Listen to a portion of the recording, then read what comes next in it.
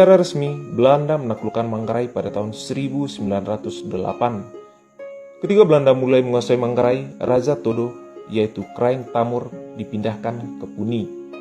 Dalam perjalanan sejarahnya, Belanda melihat Manggarai yang meliputi Waimokel Avon atau batas timur dan Selat Sape Salen atau batas barat adalah suatu kesatuan yang utuh.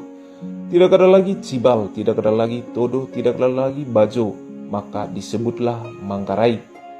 Karena itulah pada tahun 1925 melalui suatu surat keputusan dari Belanda, Manggarai menjadi suatu kerajaan dan diangkatlah orang Todo Pongkor menjadi raja pertama, yaitu Raja Bagung dari Pongkor.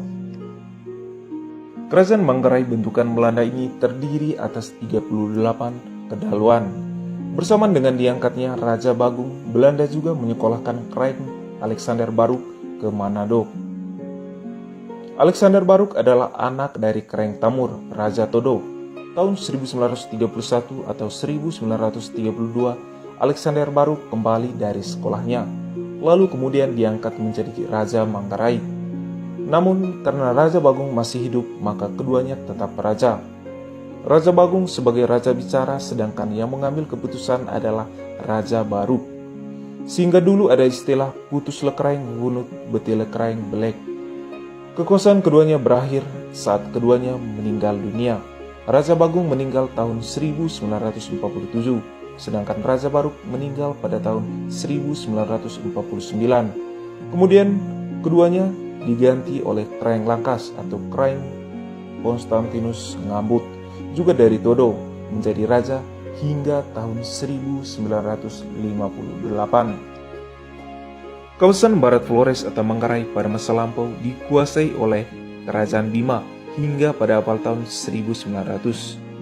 Bima menjadi kerajaan Islam karena pengaruh penguasa Kesultanan Gowa yang memeluk Islam pada tahun 1605 dan kemudian membentuk Kesultanan Makassar. Bima yang saat itu menjadi taklukan Goa kemudian memeluk agama Islam. Sebagai daerah taklukan, Bima mengirim upeti kepada penguasa Goa yang juga diambil dari tanah Manggarai seperti hasil bumi dan ternak. Keadaan ini bertahan hingga tahun 1667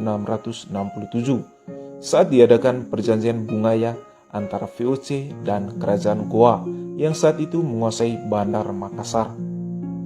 Goa yang merasa dirugikan oleh perjanjian tersebut tetap melakukan perlawanan di bawah pimpinan Sultan Hasanuddin hingga akhirnya dikalahkan oleh VOC pada tahun 1660.